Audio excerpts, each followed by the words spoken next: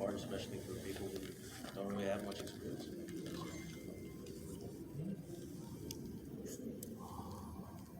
Testing, that's loud, okay, hi.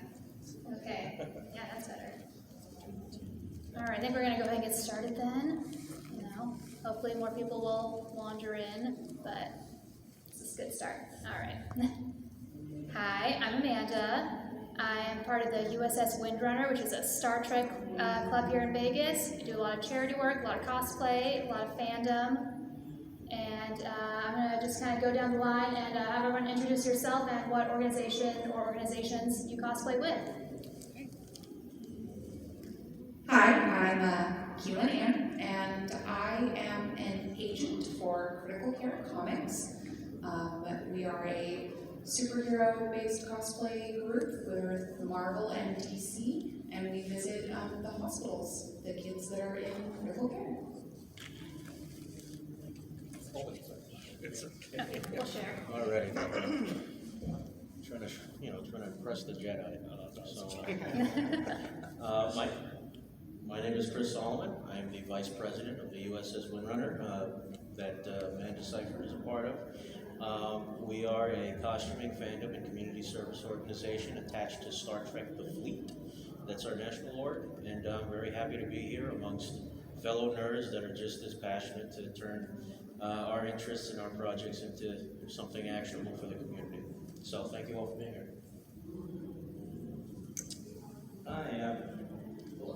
I am Eric Marguletta. I am actually representing North here in Las Vegas, which is part of an international group of with temples all over the world. I think we're up to like 35. And our group is also part of, I keep stomping the table here. So. Our group is also part of the Las Vegas Star Wars Club, which includes the 501st, Vader's Fist, the Rebel Legion, which Coruscant base here in Vegas, and then we also have a chapter of the Mandalorian Mercs, which is, I think it's the Sarlacc clan, and then we also have the Las Vegas Star Wars Collective. I remembered the name. So, yeah. Awesome. So we, as all different organizations, they do a lot of different good charity, a lot of good outreach programs within the community. Does anyone have a particular favorite events that you've done? So there's been a lot of toy drives, a lot of libraries, events, visiting children in hospitals and things like that. Is there any particular favorite events or favorite memory of an event that you've done for anyone? Recently, I had the opportunity to do a very special hospital visit.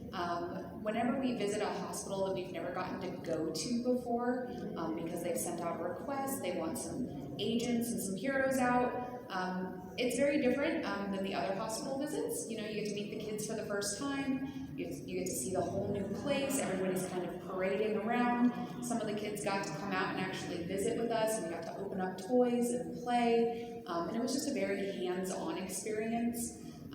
I really enjoyed that. That was over with UMC, and it was beautiful. It was very different than one of our normal hospital visits, because we don't always get to sit down, open up the toys that we've gotten through our toy drives, and actually put them together and play with the kids. So very different, but probably my favorite so far since I've been with Critical Care Comics. I can't particularly say that there's a favorite, because there's just so many things, so many moving parts. Part of the just the gravitas of what we've been able to accomplish as a group. But I will say that one of the ones that kind of fall in line with the values and principles of the organization. We love doing the Pride Parade. That was a big thing for us. If you're a Trekkie, you know that infinite diversity and infinite combinations is a big part of our effort, and we really like making sure that everyone feels safe and affirmed in our organization. Being openly gay myself, it's a very important thing. And then Amanda has actually been a really key lead for our food distribution charity projects with the Just One Project. They're a group in town, and once a month. Amanda leads our Trekkies and liaisons with as many people as possible to ensure that Las Vegans are not choosing between a bag of groceries and paying for the rent at the same time. So it's really important that you know, I love everything, every single event that we can do, but I think my favorite part is just being a part of something like this where we can, you know, shoot ideas towards each other and just kind of see what works. And so I really appreciate the work that everyone up here has done, and looking forward to learning a little bit more as well.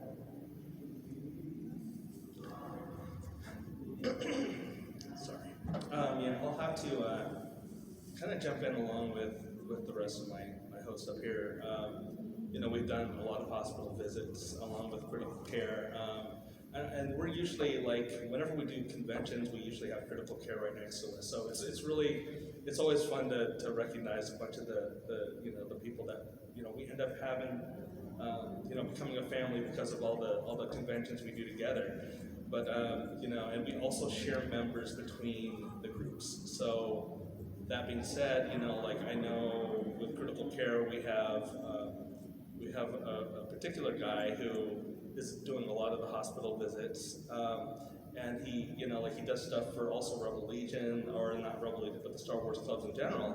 And so, I mean, I love the hospital visits, just seeing kids, just seeing their faces light up.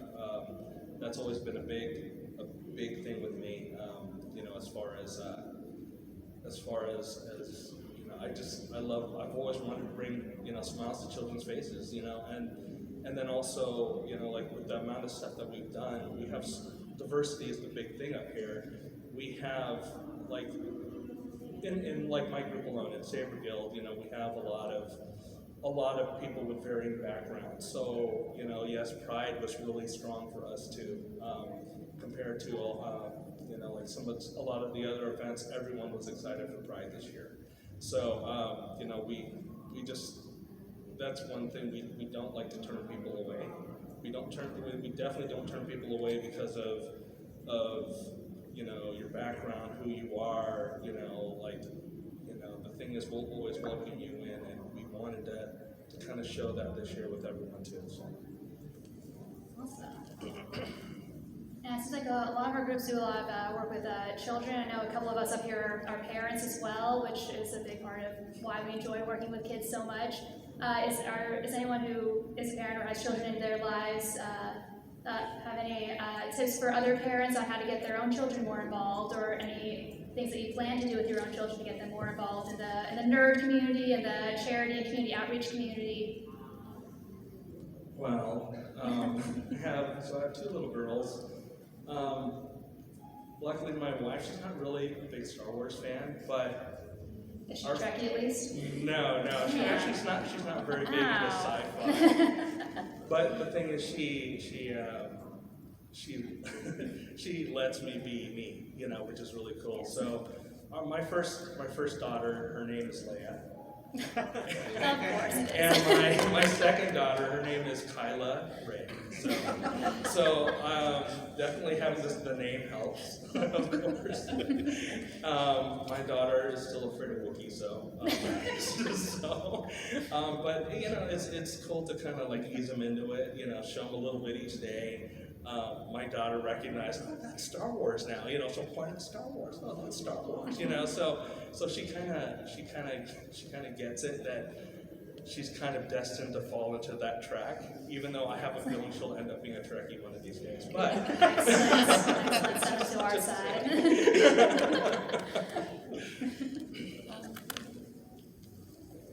I have two daughters. We actually share one of them. Yes.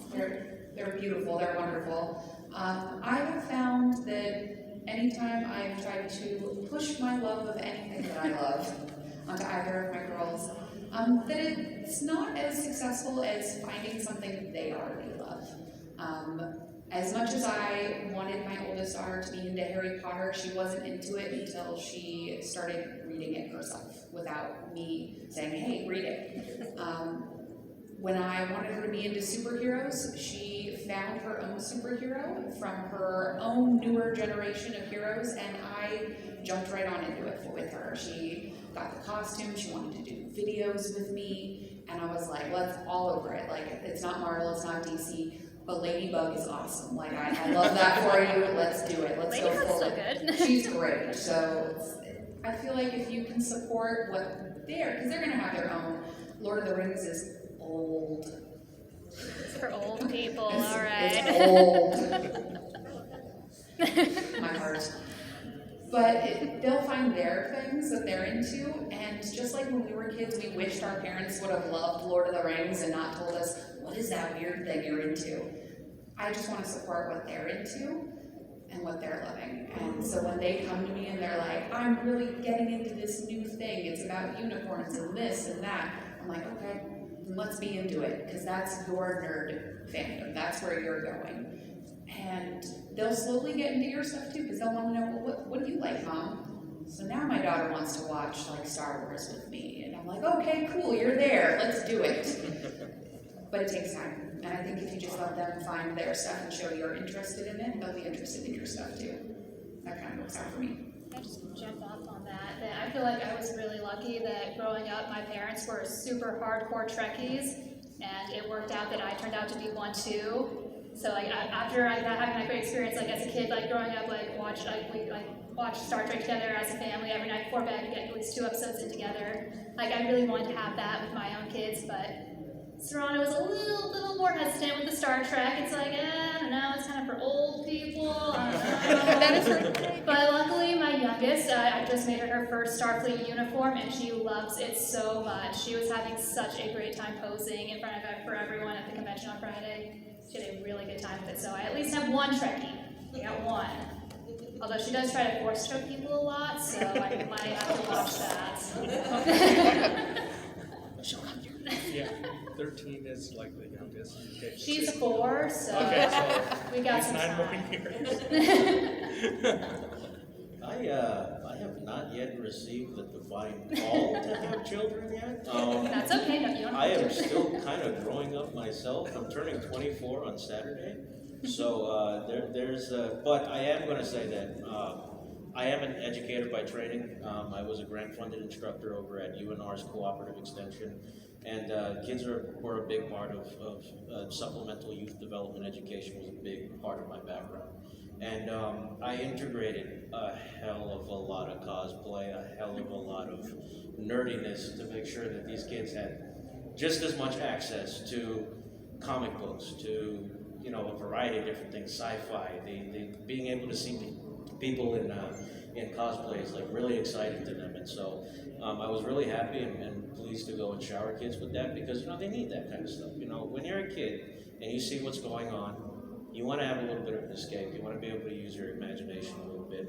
It really does help them, growing up. And so, to have cosplay parents, those are the biggest people that will show up to the soccer game, that'll show up to the school recital, right? Because that's just as important to them as it is coming to a convention or coming to an expo where you can see a bunch of nerds that just do a bunch of, a varying amount of things in such an eccentric, clearly, but very, loving way.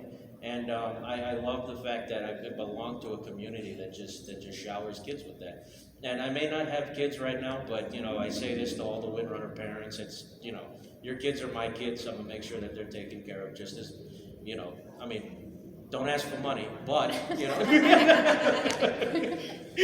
you can be all the kids' cool uncle. Yeah. I'm always happy to take on the role of uncle. So that's definitely one of the things I'd love to contribute. Awesome. And anyone want to share what first got you interested in cosplay, how you started out, and if you have any advice for any new cosplayers, maybe just getting into the community.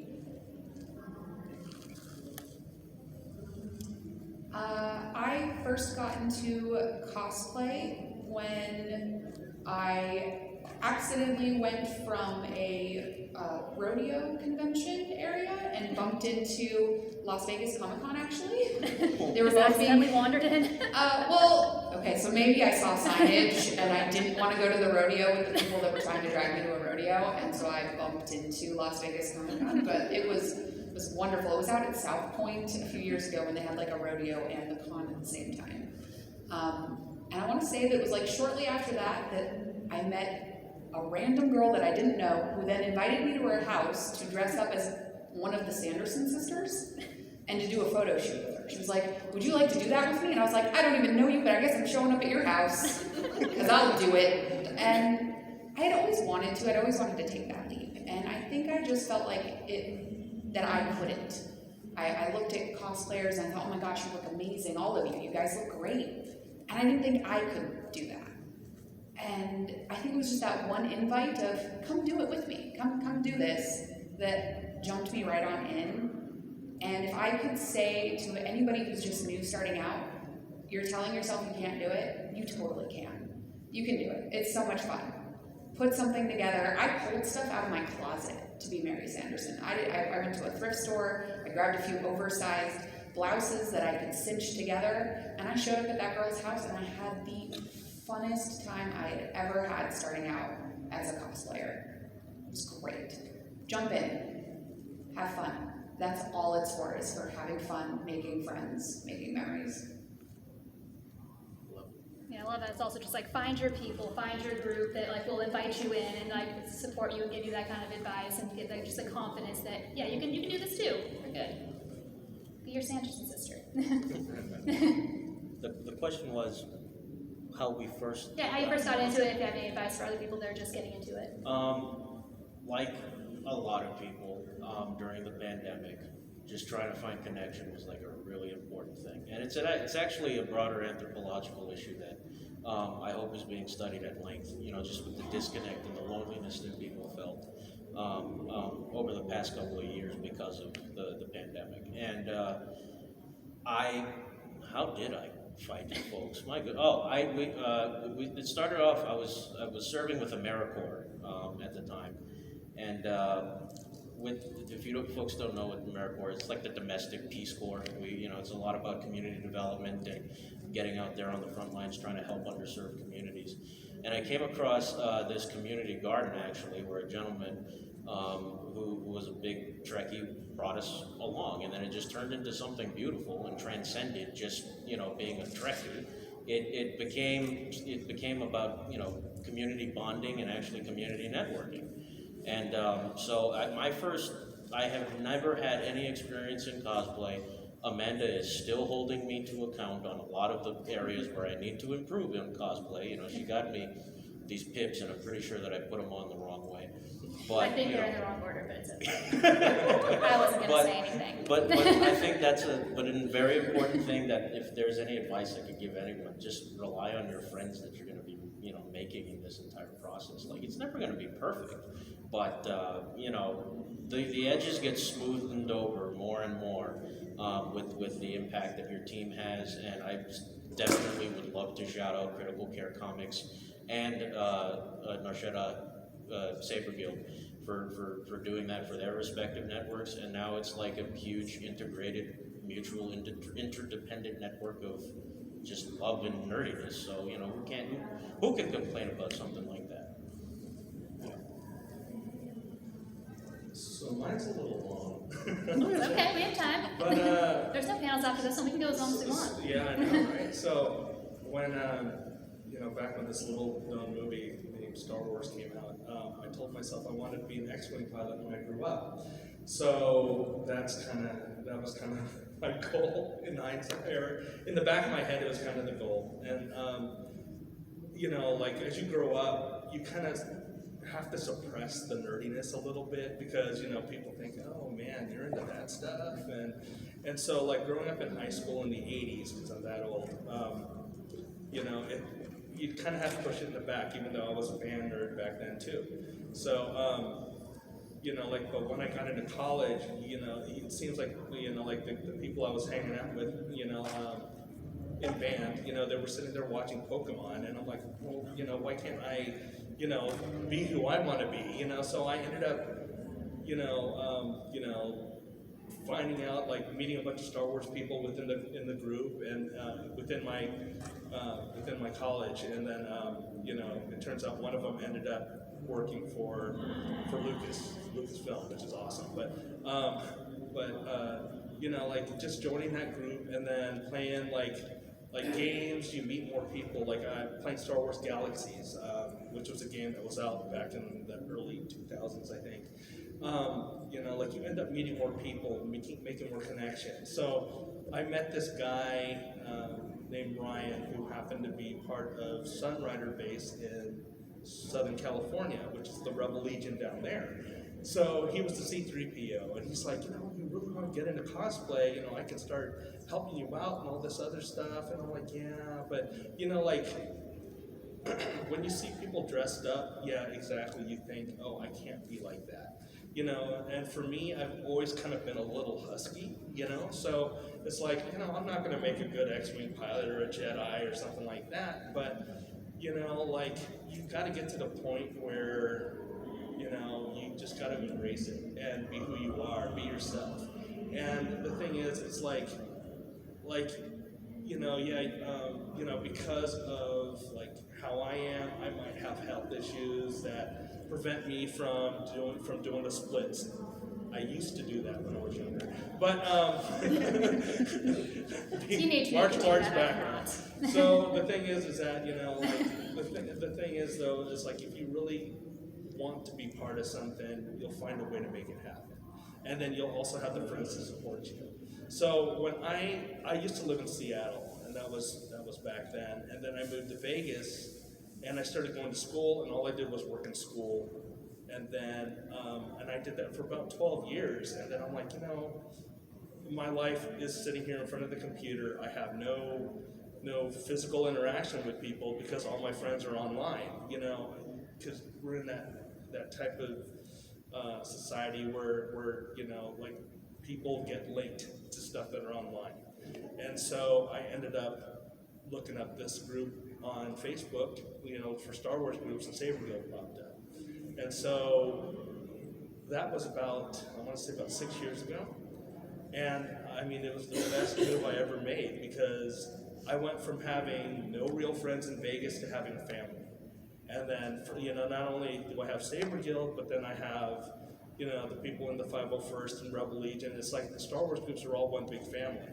And then you go to the conventions, and then you meet more people, like Critical Care, like Windrunner, and it's just you have so much in common with these people. Like, these people are teachers. These people are project managers. They might work in a store, they might be tattoo artists, they might be, but then you all have that love for the fandom that you're in. And the thing is you'll be there to support each other, to help each other with costumes, to you get to the point now, I don't know about you guys, but whenever I watch a TV show, I'm like, I wonder if I could do that. All the time. I was like, So, I can make that. Yeah. I have literally zero experience in crafting that type of item at all, but I'm like, I can make that. Battle I feel station confident. shields up right now. So the thing is getting into these groups, they, you build a family, but also it's a support group for your nerdiness. But don't ask them to say, hey, don't tell me not to buy this, because they'll be enablers. They'll say, no, you got to get into this costume. So 2-3 costumes later, yeah, I'm at. So. Yeah, joining a cosplay group has definitely been a very expensive endeavor. I don't even know how many Star Trek costumes at this point. I'm scared to even try to count them all. But yeah, I feel like the biggest thing, if you want to get involved in the cosplay scene and community service scene, is just find your people. There's for sure groups online, groups in the community out there who are interested in the same weird, nerdy stuff that you are. So find those people, find the group, and if the group doesn't exist, create the group, and let them find you. And then once you've got your group going, you can figure out what everyone's skill sets are, what kind of difference you can work together with to make a difference in the community. So if you're all great at choreographing lightsaber battles, great, put on performances for people. If you're great at doing your superhero stuff, visit kids in the hospital who enjoy that particular superhero. Yeah. Does anyone want to share anything else, or do you want to open up to questions? All right. Does anyone have a question? No? You look like you have a question. Not to pick up the spot. No? Please, we know this is a packed audience. So. I know, it's very intimidating to talk in front of such a huge crowd, but... Well, I guess we might be done then. So let me ask you guys this: what brought you here today? like in this room? Did you want to learn more about like kind of the stuff that we do? Well, what's your interest? I think I've actually chatted before. I don't do any Star Wars cosplay, and so I didn't know that there were non-Star Wars like community groups. The only groups I knew of were the Star Wars warriors. Star Wars does take a lot of credit. Yeah, Yeah, well, they're like, pretty big. Yes, Star Wars is pretty big. Yeah, it's hard to get away. Star Wars crew. I'm also a Star Wars fan besides me, just like Kiki, like no. And so like this is cool to know that there are like, because I'm like that was my husband, that I made his shirt that he just had to go do things like Yeah.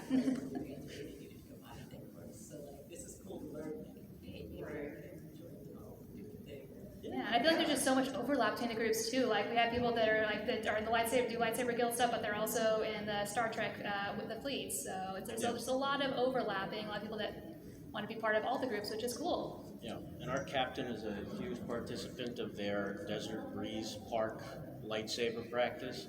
I eventually got to get over to go check it out. Yeah, hang out. Yeah, they do an amazing events. They do amazing stuff at parades. So but yeah, and I know a lot of folks over at Critical Care Comics. Like we all, some of us didn't know that we were all a little connected to each other, and then the more that we unravel that package, it just becomes more exciting as we go along. So you join one of us, you're joining all of us, really. So Right. Once you join one group, you've made all the connections. Yeah. Like someone else in that group can point you to the next group, and they point you to the other group. So you'll find your people for sure. yeah.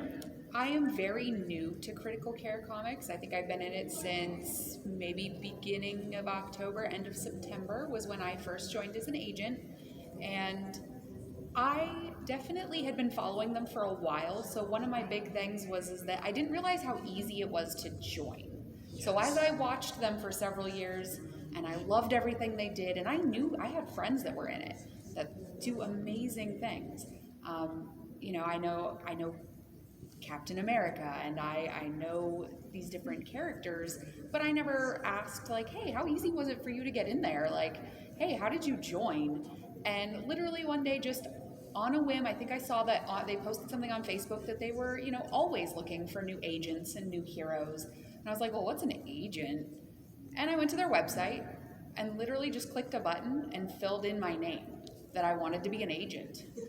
And I was like, wow, that was easy. And within a few days, I got like an email from their recruiting team, and it was, hi, would you like to meet up and have some coffee? And we're gonna interview you to become an agent. And it was so easy. It was just a very easy process, way smoother than I, for some reason, made it out to be in my head. And you don't have to just come in as a hero. The agent role that I have played for months has been so important. The heroes can't be over at the cart picking out the comics. When a kid says my favorite hero is Batman, they can't look through the 50 comics we have sitting there to grab out a few Batmans to give this kid. That's what the agent is doing very quickly as we listen in on the room where they're visiting and grab, okay, Spider-Man, yes, Batman, yes, and he likes some Superman, okay, grab some of those real quick. He just mentioned Thor, grab one Thor. Okay, here's your pile hero. They have seconds. They don't leave the room for 5 minutes. They want to come walk out, grab the toys, grab the comics, and they want to go back in to hang out with the kid. The kid doesn't want to wait 20 minutes for them to come back with comics. So that role is just keeping things moving, keeping things going. It's so important, and I didn't realize there was that background role that is just so integral to our hospital visits. Yes, I'm applying to be a hero, but I never intend to stop being an agent. I know that I'll continue to agent at any of the events where I don't think I can be a hero at that time. It's just so much fun. If you're looking to get involved, I'm sure each of these groups have a very similar process where it is not as complicated as what you thought it might be to join. Yeah, I feel like I had like a lot of fears about like gatekeeping and like the different nerd communities and stuff, but like I feel once you actually talk to the people, like most people are pretty inclusive, pretty open to bringing you in, even if you're not an expert in that particular fandom. Like people are not going to give you a hard time about it, and if they are, then they're not your people. Find the next group, no problem. I will say that it did take me a little while to get into the cosplay groups here in Vegas, just because like sometimes the leadership of groups aren't as welcoming as you'd hope. You know, if that's the case, you know, like for me, all it took was a little waiting to find out that, hey, you know, like I don't know. It's just like sometimes you just don't get along with people, right? So, like it just happened for me to find a group that was more welcoming and more accepting. So sometimes it might take a little bit to look around a little bit, but you know, but they're right where it doesn't take that much to kind of put your foot in the door, I guess. We had this gal, I love her to death, but she says, you know, I was stalking you guys for 2 years before I decided to come join you guys. You know, and all she had to do was just come up and say, hi, I'm interested in being part of Saber Guild, or I'm interested in dressing up in Star Wars stuff, and then we could have helped her, you know what I mean? But it's just taking that first step, you know, like at conventions we can go up to you and say, you know, hi, are you interested in Star Wars, or interested in Star Trek, or interested in this fandom? And if you just decide to run away and hide, then and not let us know what's going on, then we can't help, you know. But if you just take that step and say, yeah, you know, yeah, I am interested. How do I join? How do I join you guys? Then, you know, we can sure help direct you to where to go and what to do. Yeah, but even if like you're like not super confident in your costuming, or like that you already have your ability to make a costume, like most groups have like a point person or a few point people that can point you in the right direction for your costuming. Like for Windrunner, we have our quartermaster. So anytime a new member joins, the quartermaster generally will reach out and let you know, hey, this is the resources we normally use for our Starfleet uniforms. This is where you get your pips. This is a great spot to get your comm badges. There's a few different types. So like once you find your group, like they can generally help you if you're not super confident in your costuming yet. It's not a big deal. No, yeah, when I went through this process, that I'm literally in the middle of completing it this next week to hopefully get approved to be Power Girl. I've gotten to first talk to the costuming team because there are certain points that they want to see everything. They want to see what is your costume going to look like, and they want to give you an approval that, hey, you did it, you're good to go, or are you missing anything? Is there anything that you need help finding? It's been an amazing process, and just like she said, you go to your group and you ask, hey, I can't find the thing, and they have so many people that will just jump in and say, I will help you find the thing. Yeah. It's much easier for a group of 20 people to find that one thing than just you by yourself, for sure. I tell everyone this: don't let the Klingon armor and the Klingon persona that Amanda has in her, you know, warrior spirit intimidate you. I swear she's the sweetest person. Thank you. We are. Well, I'm usually an Orion, not a Klingon, but you know, we're mixing it up today. We are usually, yeah, we are very much welcoming, and we want to support a space that everyone feels welcome to join. And you know, like the only one you have to be worried about though is our captain. I hope she's watching. She is a fierce leader, our fearless leader. She is super awesome. Her and I work. Her name is Rochelle Messner, and she's the captain of our organization. And I'm very, very proud to work with her. She really does know how to fight, though. So just letting you know. Oh yeah, she does. She has what, like a brown belt or whatever? She's very tough. She has every belt. She has all the belts. Every belt. She even spared us.